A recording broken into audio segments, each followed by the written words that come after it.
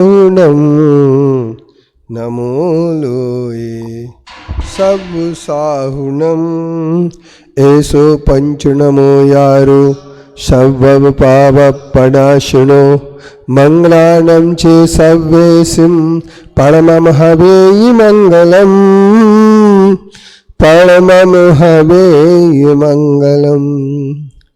नमः श्री वर्धमानाय निर्धूत कलिलात्मने शालोकानां त्रिलोकानां यद विद्या दर्पणायते। पंच परमेष्टि भगवान की जय। आचार्य कुंद कुंद गुरुदेव की जय। आचार्य गुरुवर्षी विद्यासागर मुनि महाराज की जय। मुनि श्री कुंथु सागर महाराज की जय। या पाद सिरपादम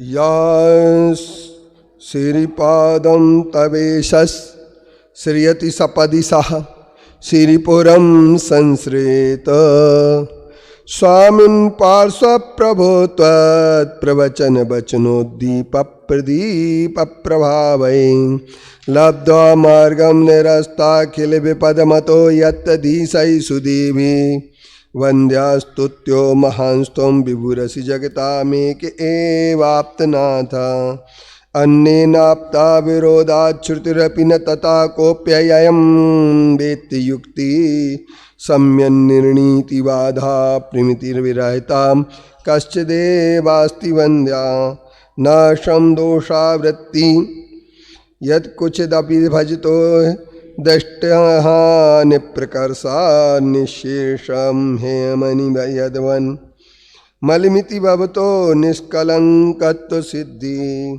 सूक्ष्माद्यार्था समक्षोनुमति विषयता कश्चिद वानलादि सा त्वं निर्धूत कर्मच्छितिधर निभो दष्टनिक्षे निःशेषु सत्त्वा न्यायावाद्यागमो ह्रन्नसि खलु भवता साहिनेकान्तदृष्टि प्रत्यक्षाद्यैरवाद्या भवति न नियतैकान्त योक्तप्रभाढ्या तत्प्रत्यक्षमेव प्रतीयति तदनेकान्तवाद प्रसिद्धं यद्वा स्कन्दस्य वर्णत् यवकरनिश्चितैकात्मनाशात् प्रतीति अन्तश्चित्तस्य सौख्याद्यनुमते चिदसंकीर्णभावस्य दृष्टे सामान्यं वा विशेषो यदि नहि घटते न्योन्यविश्लेष्यवृत्त्या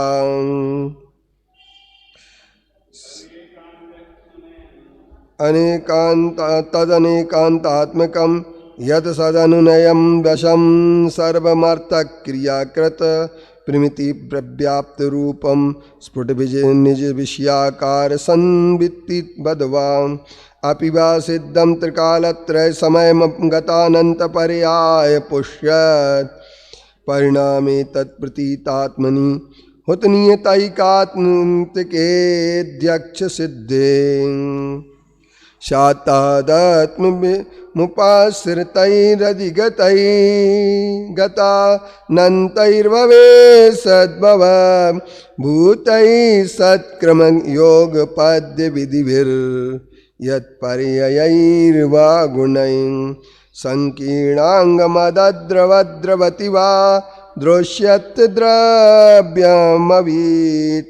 तद्धर्मणि धर्मिता तदपरेष्वेवं भवेत् प्रक्रिया नश्यत्युत्पत्तिषु ताद्भवति न सन वत् स्थास्नु संपद्यते वा स्थास्यात्युत्पत्त्यस्यते सस्थितिरसंकृतलं नञ्छयति स्थास्यतीर्थं नञ्छयत्युत्पत्तस्यते तन्नसनमपि तथोत्पत्तस्यते स्थास्यते यन् नං क्षयत्युत्पत्तिरेवं त्रिविधिमिति भवेत् तत्त्वमर्हन्तवेष्टम् तदतदरूपाय पदार्थाय स्वपरविधि दिशापेक्ष सर्वस्य सर्वा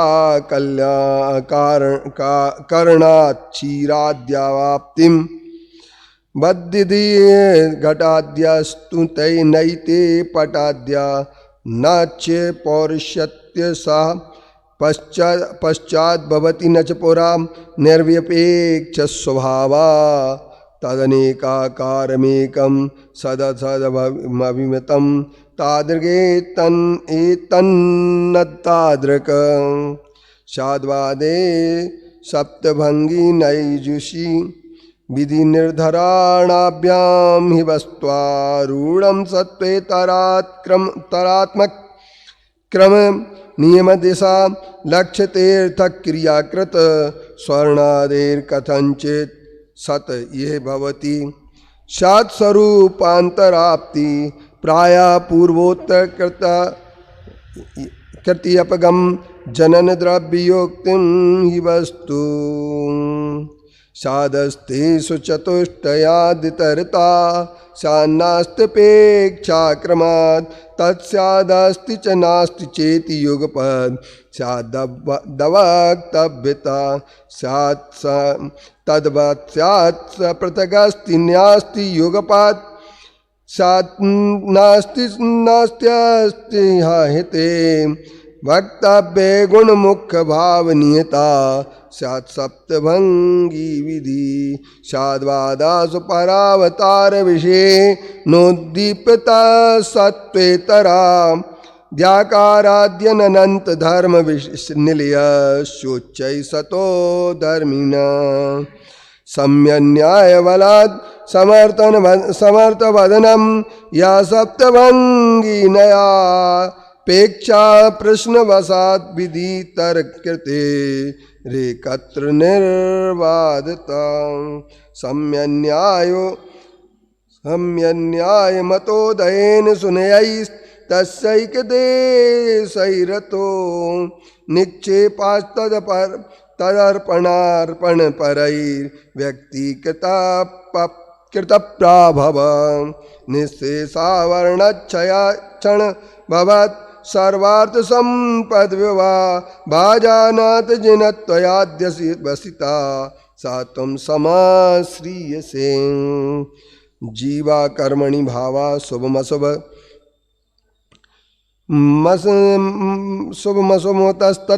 तत्फले पुण्य पापे सौख्यम दुःखम तथा दृक् स्वधिगमच्चरिता न्यागमा शब्दवार्धौ हेयादेयौ प्रमेया प्रमितिरधिकृता कालदेशादिमोक्षां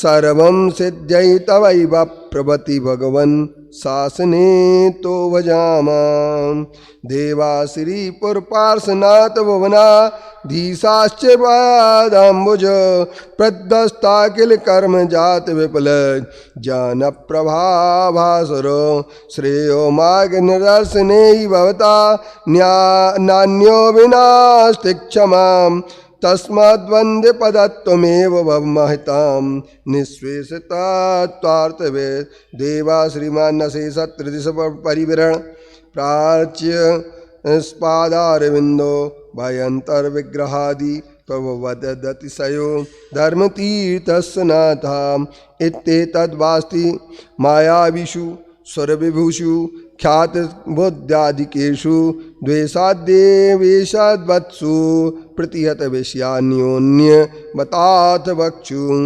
तदन्येद्यक्षादि प्रतिहत वचो योक्ति विषया विलुप्ता भालोका व्यपलन संबंध ममंसां भजन्ते नाप्तत्वं तदीविदिता वञ्चनकृति विसंवादस्तेषां प्रभवति तदर्था परिगते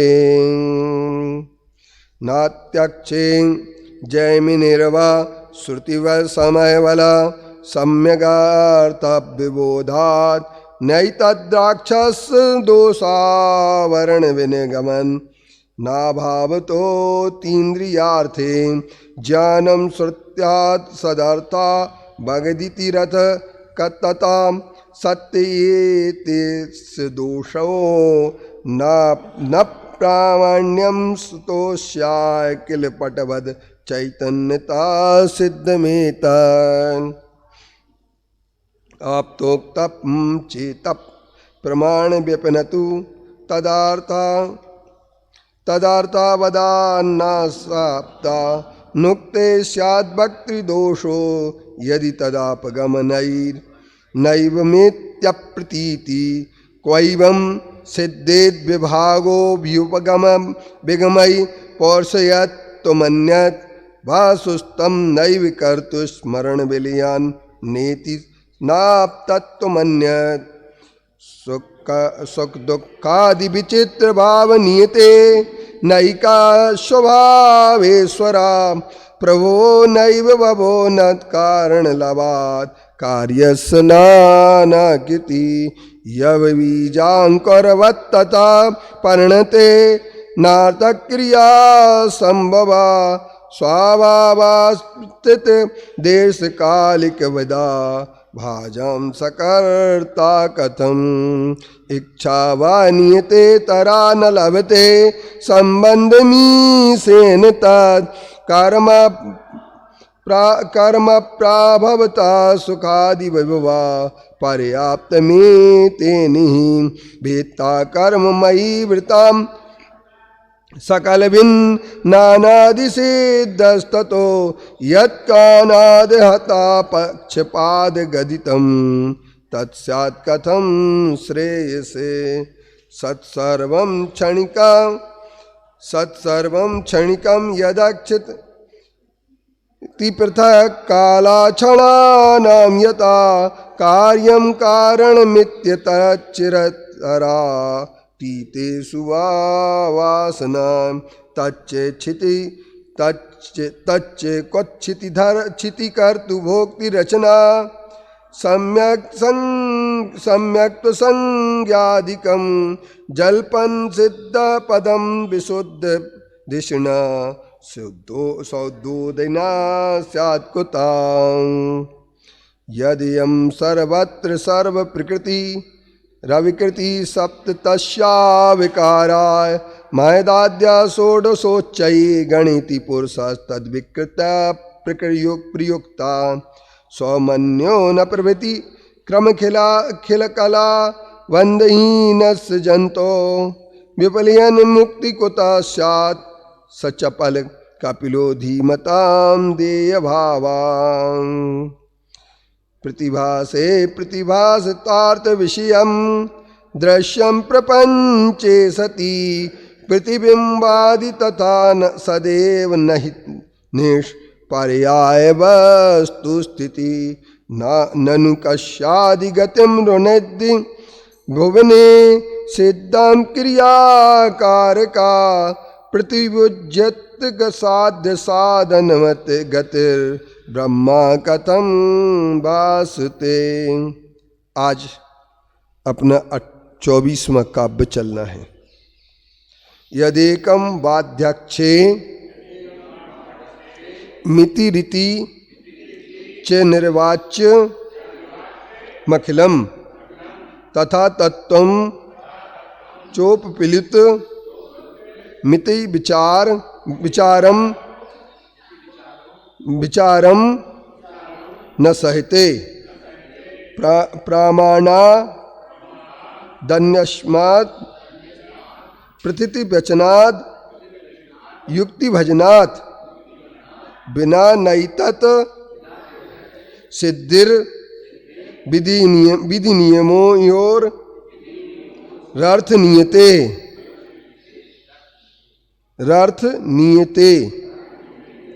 यदेकं वाद्याक्षे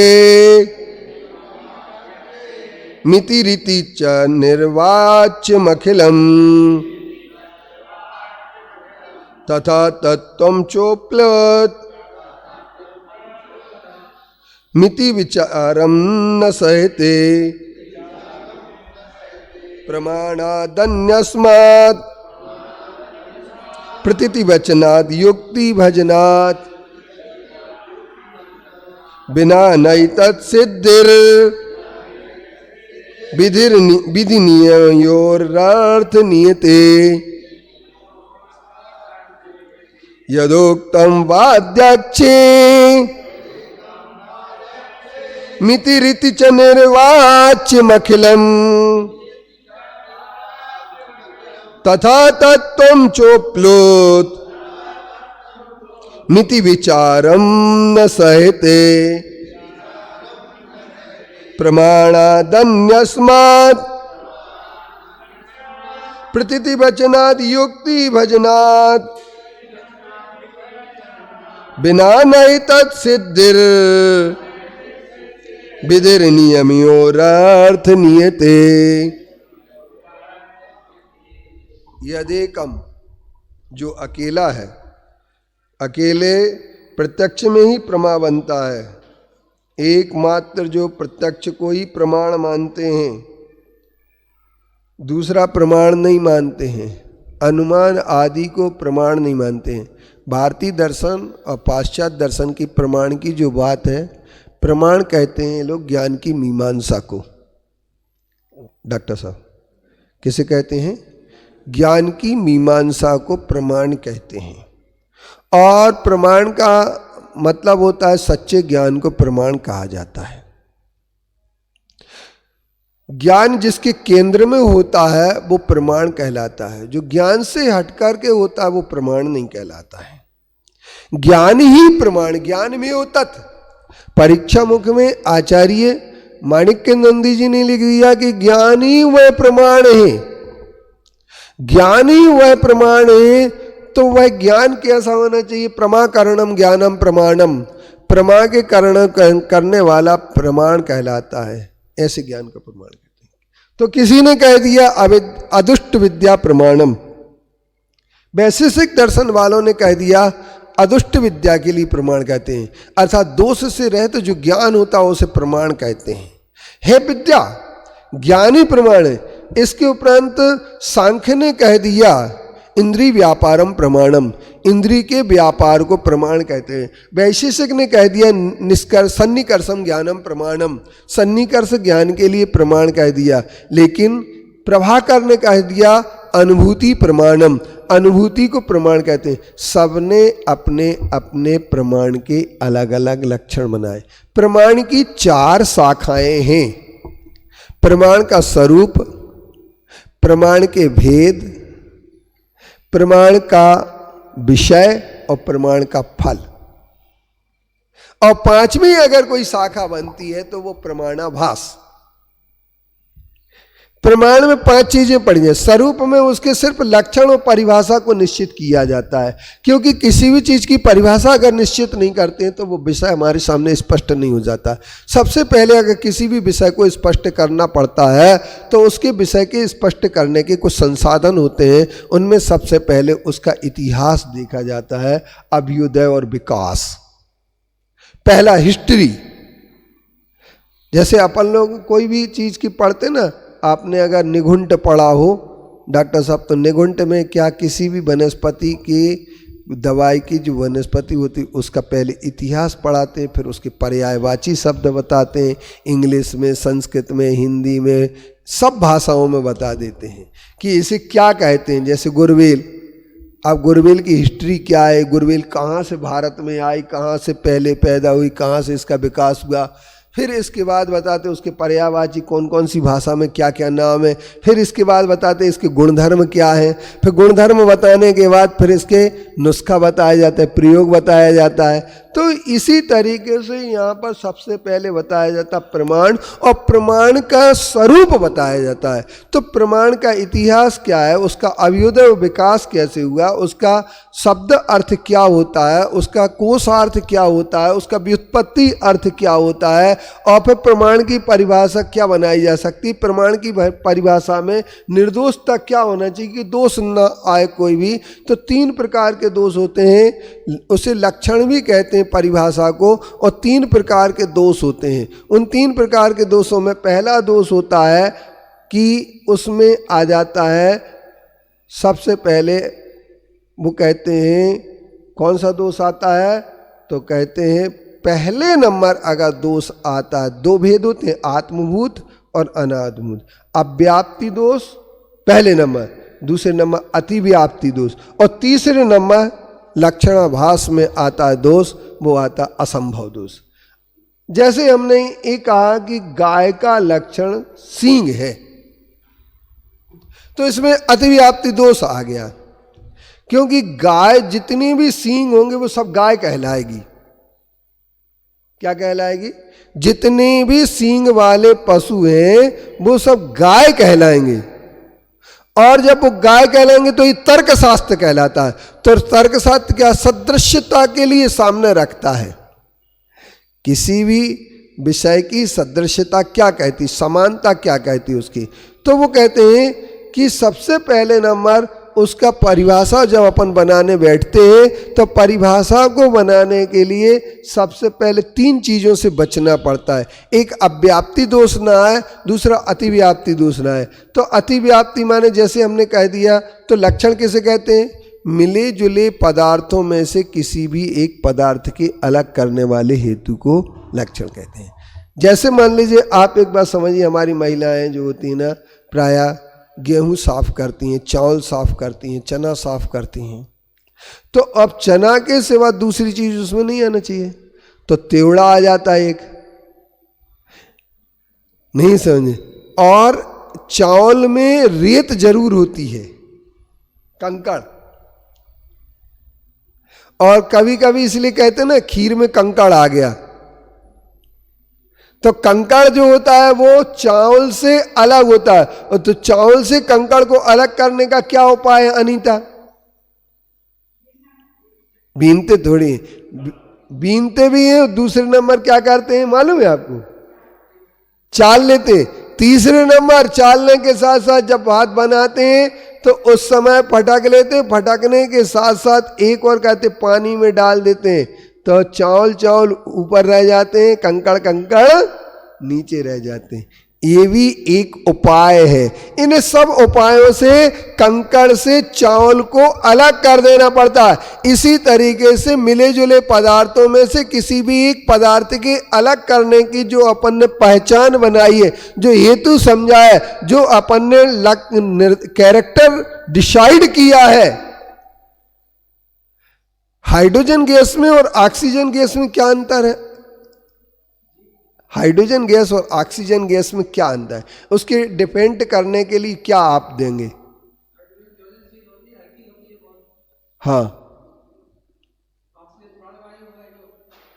नहीं, लेकिन दोनों मिली है तो उनको अलग अलग करना तो कोई लक्षण होगा कि नहीं? हाँ, तो इसी तरीके से तो अब इसमें तीन दोष आते हैं। एक आता अतिव्याप्ति, एक अव्याप्ति और एक असंभव।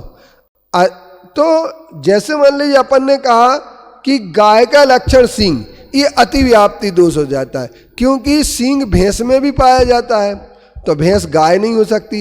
हिरण में भी सींग पाया जाता है तो हिरण गाय नहीं हो सकता है, गाय अलग होगी, हिरण हो। अब कोई कह देता पशु का लक्षण सींग, सींग दोनों जगह। बड़े सरल तरीके से बताने की कोशिश की है इसके लिए कि पहला क्या बताया कि गाय का लक्षण सींग। यदि गाय का लक्षण सींग बनाया जाएगा तो सींग भैंस में भी पाया जाता है, सींग हिरण में भी पाया जाता है, और सींग कई पशु बकरी में भी पाया जाता है, तो वो गाय नहीं बन जाएगी। फिर यदि कोई कह दे पशु का लक्षण सींग, तो ये अव्याप्ति हो जाता है, क्योंकि घोड़ा भी पशु है उसके सींग नहीं है, गधा भी पशु है उसके सींग नहीं है, सुअर भी पशु है उसके सींग नहीं है, इसके उपरांत शेर भी पशु है उसके सींग नहीं है। तो ये लक्षण जो है ना अपना अव्याप्ति हो गया। अब ये अव्याप्ति, अतिव्याप्ति और असंभव वो हो जाता है जो किसी भी प्रकार से संभव ना हो। पहली बात तो इसमें अपने लिए समझने की आवश्यकता ये है कि ये जो तीन लक्षण के दोष दिए गए हैं यही प्रमाण में घटित होते हैं। तो कोई कह देता है कि सम्यक ज्ञानम प्रमाणम, तो दूसरे मत वाले आकर के खड़े हो जाते हैं। वे कहते हैं कि प्रमाण कैसे? तो चार्वाक दर्शन सिर्फ एक प्रमाण मानता है, वह चार्वाक दर्शन प्रमाण मानता प्रत्यक्ष प्रमाण। लेकिन उसके सामने एक समस्या आ जाती कि जहाँ प्रत्यक्ष प्रमाण होता है वहीं पर एक ध्यान रखना, वहीं पर एक परोक्ष प्रमाण भी की जरूरत पड़ती है, क्योंकि तीन पदार्थ ऐसे हैं, सूक्ष्म हैं, दूरस्थ हैं और अंतरित हैं, जिनका प्रत्यक्ष से ज्ञान नहीं होता है, और प्रत्यक्ष से ज्ञान ना होने के कारण से उनके लिए कोई ना कोई बात जरूर पड़ती है कि या तो जैसे मान लीजिए आपके बब्बा जी के पिताजी का नाम क्या था सीके जैन साहब?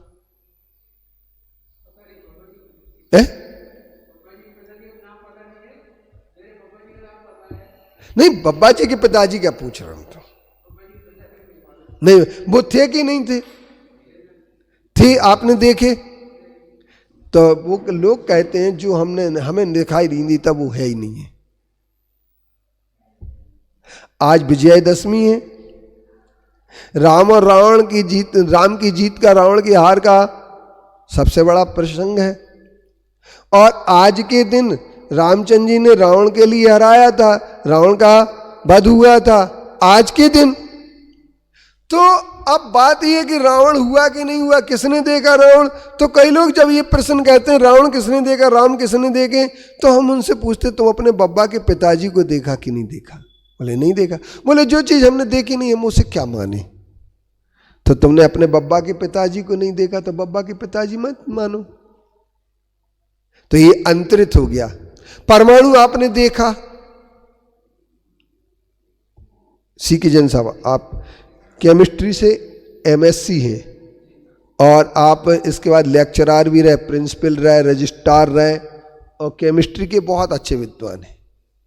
आपकी एक इंटरव्यू मैंने लेना आपसे चाहा था और वो इंटरव्यू लूँगा मैं आपसे। एक इंटरव्यू आपकी एक थीसिस में लगना है। वो थीसिस है जैन साहित्य और आधुनिक विज्ञान में परमाणुवाद। उसमें आपकी 5 क्वेश्चन की एक इंटरव्यू लगना है, तो वो इंटरव्यू आपको देना है। और एक स्नेहलता जैन से भी ली है इंटरव्यू। तो अभी आप बीच में थे नहीं तो वो थीसिस अटक गई आपके कारण से। अब आपको ये जल्दी काम करना पड़ेगा। तो मेरे कहने का तात्पर्य ये है कि आपको एक बात बताना पड़ेगी, जब आपके पिता आपने परमाणु देखा नहीं तो आप परमाणु को मानते कि नहीं मानते? तो परमाणु है और आपने देखा नहीं तो ये सूक्ष्म हो गया। पर किसी ने बताया है कि परमाणु होता है, किसी ने हमें ज्ञान करा दिया कि परमाणु होता है। आपके बब्बा के पिताजी थे, ये किसी ने बता दिया। और इसके उपरांत फिर आता है दूरस्थ। एक बजीफा बुर्ज है, कहाँ है? दुबई में, आयुष। तो वो देखी क्या तुमने? फिर तुम मानते कि नहीं मानते हैं? कैसे मान रहे तुम जब तुमने देखी नहीं? तो ये दूरस्थ। ये 3 प्रकार के पदार्थ होते हैं। इनको जानने के लिए किसी सेकेंडरी प्रमाण की जरूरत पड़ती है, किसी प्रत्यक्ष के सिवा दूसरे प्रमाण की जरूरत पड़ती है। तो प्रत्यक्ष के सिवा अनुमान को भी मानना पड़ता है। परोक्ष प्रमाण उसी को कहते हैं। तो जैन दर्शन ने कहा है कि सम्यक ज्ञानम प्रमाणम के साथ उन्होंने बड़ी अच्छी बात की तत्वा सूत्र में। मत श्रोतावधि मना पर है केवलान ज्ञानम तत्प्रमाणे आद्य परोक्षम प्रत्यक्ष मन्यत। आद्य परोक्षम प्रत्यक्ष मन। आदि के 2 ज्ञान परोक्ष हैं, बाकी के प्रत्यक्ष हैं। तो अब हमारे सामने ये बात आई कि एक चार्वाक मत है जो प्रत्यक्ष प्रमाण मानता है। सिर्फ वो कहता है एकम अध्यक्षम निर्वाच्यम अखिलम, बाकी के किसी के बारे में कुछ कहा नहीं जा सकता। संपूर्ण वस्तु को अनर्वचनीय कहते हैं और तत्व का अपलाप करते हैं। क्या करते हैं? तत्वम च उपलतम, वो कहते हैं उपलित तत्व, उपलित उपल्लववाद। विचारते न सहते और न तो प्रमाण को मानते हैं न उस प्रमाण के विषयभूत प्रमेय को स्वीकार करते हैं। प्रमाणात अन्यात अस्मात् प्रथिता वचनात् युक्ति भाजान। और वो जब इसको स्वीकार नहीं कहते हैं तो इसका सबका कथन विचार करने पर स्थिर नहीं रहता है, क्योंकि प्रत्यक्ष से अतिरिक्त अनुमान आगम आदि प्रमाण माने बिना युक्ति भजनात् बिना एतत् सिद्धिर विधिर नियमा योर अर्थ नियते, अर्थ नियत नहीं होता है। क्योंकि पदार्थ दो प्रकार के हैं, तीन प्रकार के हैं, सूक्ष्म भी है, अंतरित भी है और दूरस्थ भी है। ये हमसे सब ओझल रहते हैं और ये है पदार्थ। परमाणु भी है, हमारे पिताजी के बब्बा जी के पिताजी भी हैं, और इसके साथ हमारे बब्बा जी के पिताजी के साथ कौन है? बब्बा जी के पिता। एक तीसरी चीज और है, दूरस्थ। बहुत सारी बिल्डिंग है, बहुत सारे पहाड़ हैं, तो ये सब है कि नहीं है? अजरबैजान देखा तुमने सुनील? अजरबैजान देखा? नहीं देखा?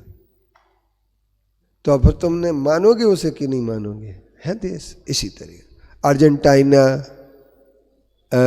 ब्राजील, ये सब हमने नहीं देखे, पर ये तो कहीं ना कहीं है, किसी ना किसी ने तो देखे, कोई ना कोई तो देख रहा है। इसीलिए इनको देख करके ये पता लगता है कि प्रमाण प्रत्यक्ष के सिवा दूसरा भी कोई होता है। जो प्रत्यक्ष के सिवा दूसरा प्रमाण होता है वो या तो अनुमान होता है या आगम होता है। किसी ने आपने अखबार में पढ़ा कि चीन ने भारत की सीमा पर घुसने का प्रयास किया, आपने माना कि नहीं माना? अखबार की मानते, लेकिन आगम की नहीं मानते। अखबार, अरे अखबार में आया, हम कह रहे शास्त्र में लिखा, नहीं हम शास्त्र वास्त्र नहीं मानते, हम तो अखबार में आ गए, ये सही है, अखबार में आया, क्योंकि किसी संवाददाता ने जाके रिपोर्टिंग की है। जो रिपोर्ट होती है वो सेकेंडरी होती है। फर्स्ट तो हमारा आई विजन होता है, और आई विजन जिसके पास नहीं है वो कहीं ना कहीं सेकेंडरी को यूज करता है। इसलिए हम ये कह सकते हैं कि सचमुच में अपने अंदर जो होता है एक ज्ञान है, वह है प्रत्यक्ष और दूसरा परोक्ष। ये जैनाचार्यों ने माना। इसलिए जैनाचार्य ने कहा पदार्थ में विधि और निषेध, विधि नियम योर अर्थ नियते। तो इनके बिना तत्व का निरूपण सिद्ध नहीं होता है। किसके बिना? अनुमान और आगम के बिना तत्व का निर्णय सिद्ध नहीं होता है। इसलिए ये 24वां काव्य अपना, कौन सा काव्य हो गया? 24 काव्य। कल अपना 25वां काव्य चलेगा, और कल अपन ये बताने का प्रयास करेंगे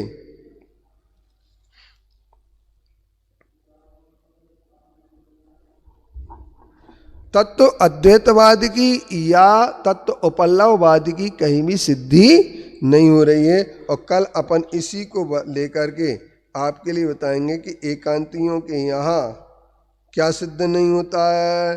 तो कहते हैं पदार्थ जो होता है किस रूप में होता है? भिन्न होता है कि अभिन्न होता है? एक होता है कि अनेक होता है? कि सत होता है कि असत होता है? कि नित्य होता है कि अनित्य होता है? ये सब बातें अपन लोग सिद्ध करने का प्रयास करेंगे। आज अपन इसके 24वें काव्य में क्या लिखा है इस पर अपन चर्चा करते हैं। 24वें काव्य में आचार्य विद्यानंदी जी ने जो लिखा उसका एक अनुवाद किया गया।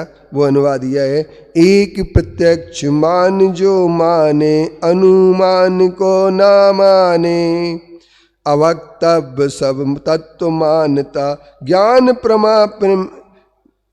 प्रमा प्रमेय को कब माने, युक्ति से यह सिद्ध न होता मात्र प्रत्यक्ष प्रमाण कभी, आवश्यकता अनुमान की चलता लोक व्यवहार तभी, तत्व उपल्लववादी न जाने विधि निषेध में तत्व अर्थ सभी, पार्श्वनाथ मत दो प्रमाण में भूल न सकता कोई कभी, पार्श्वनाथ मत दो प्रमाण में भूल न सकता कोई कभी। ये पार्श्वनाथ भगवान का सिर्फ और पार्श्वनाथ स्तोत्र का ये अपना क्या हो गया, ये आपका 24वां काव्य होगा। कल हम 25वां काव्य देखेंगे। फिर हमारे पास अब सिर्फ 6 दिन का कोर्स बचा है। इसके बाद हम एक बहुत अच्छा ग्रंथ आपके सामने छोटा सा 25 श्लोकों का आचार्य अकलंक देव ने लिखा है, जिसका नाम है स्वरूप संबोधन। कितने का? 25 श्लोकों का मात्र ग्रंथ है। छोटे छोटे श्लोक हैं, इसमें तो बड़े बड़े हैं, वो सिर्फ 2-2 लाइनों के हैं, लेकिन 2-2 लाइनों में मार बहुत बड़ी करते हैं। इसलिए अकलंक देव जैसे महान आचार्य, जिनकी अकलंक भारती को ताम्रपत्र पर उद्धृत कराने का एक चिंतन किया गया है, और ताम्रपत्र पर अकलंक देव आचार्य के पूरे ग्रंथों को लिखा जाएगा। बोलिए पंच परमेष्टि भगवान की, आचार्य कुंद कुंद गुरुदेव की, आचार्य गुरुवर्षि विद्यासागर मुनि महाराज की, मुनि श्री कुंतु सागर महाराज की। के